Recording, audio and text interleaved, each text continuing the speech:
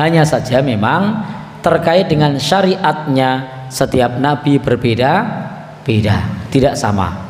Tapi dalam hal hakikat dakwah tauhidnya sama. Dari nabi yang pertama sampai yang terakhir mengajak menyembah Allah, meninggalkan taghut. Tapi kalau ngomong syariat, maka syariatnya setiap nabi, setiap rasul, perbedaan zaman, tempat, maka syariatnya berbeda. Saya kasih contoh yang mudah saja, bahwa di dalam ajaran nabi kita sallallahu alaihi wasallam, menikahi adiknya itu tidak boleh, adik kandung. Tapi ajaran Nabi Adam diperintahkan. Loh, kok bisa beda? Situasinya berbeda. Jadi di zaman Nabi Adam nikahnya sama siapa? Saudara kandung. Loh, kok boleh? Lah memang situasinya begitu. Jadi memang situasinya seperti itu. Kalau sekarang boleh enggak? Tidak boleh. Syariat Nabi kita tidak boleh. Bahkan cara nahi mungkar antara Nabi Ibrahim dengan Nabi Muhammad SAW berbeda, meskipun intinya sama-sama dakwah tauhid. Nabi Ibrahim ketika melihat berhala, maka beliau ambil kapak, lalu berhalanya diapakan? Dihancurkan semua, sisakan satu.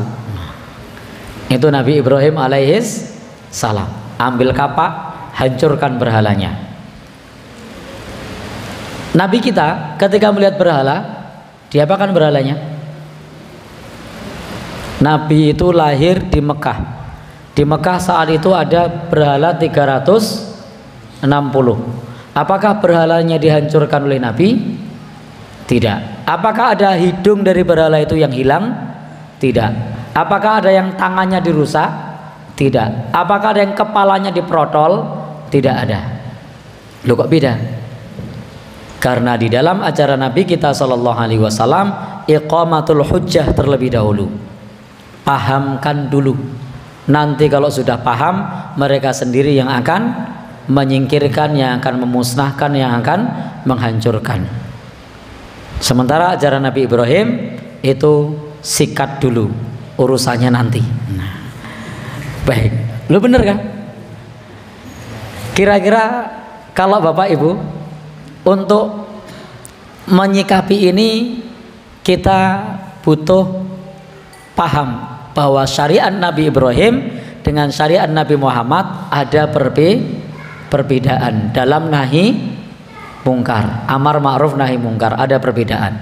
Tapi hakikatnya sama. Nabi Ibrahim mengajak menyembah Allah, Nabi Muhammad sallallahu alaihi wasallam juga mengajak menyembah Allah. Tapi syariat cara mengajaknya yang berbeda.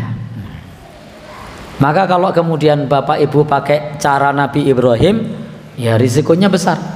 Tidak percaya, mak cobonen ning aku ra melu-melu.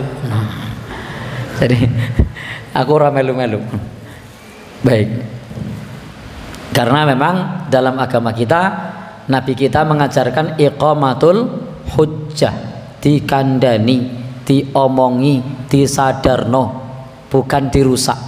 Karena kalau berhala itu dirusak untuk saat ini Bapak Ibu, maka justru akan merugikan umat Islam itu sendiri. Nanti beritanya yang muncul apa?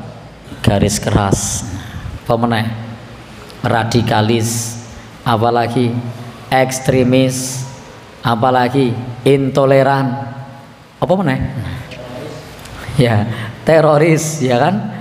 Baik. Kemudian apa lagi? Viral. Berhalanya yang rusak, paling banter kepalanya hilang, mungkin malah dibangun yang lebih gede. Nah, jadi justru Bapak Ibu, di dalam ajaran Nabi kita tidak seperti itu. Tapi hendaknya iqamatul hujjah, dikandani, diseru, dikasih tahu.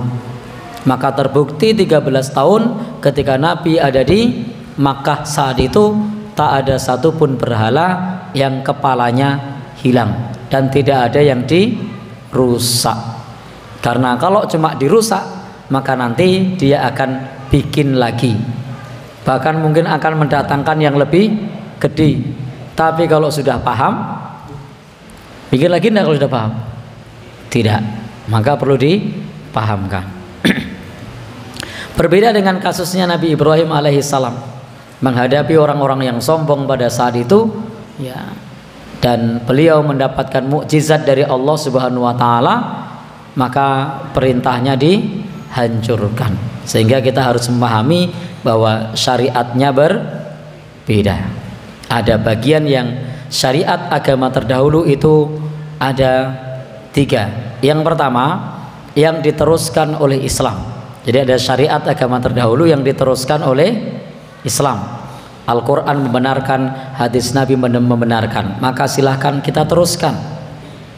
Contohnya ibadah haji, contohnya ibadah apa lagi selain haji yang diteruskan lagi, seperti puasa 10 Muharram, itu ada di syariat agama terdahulu yang diteruskan.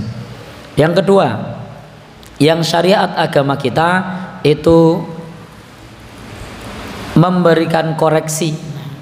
Contohnya adalah dulu orang pada saat tawaf itu buka awatasdiyah, itu senantiasa mereka bersiul dan bertepuk tangan, lalu dikoreksi.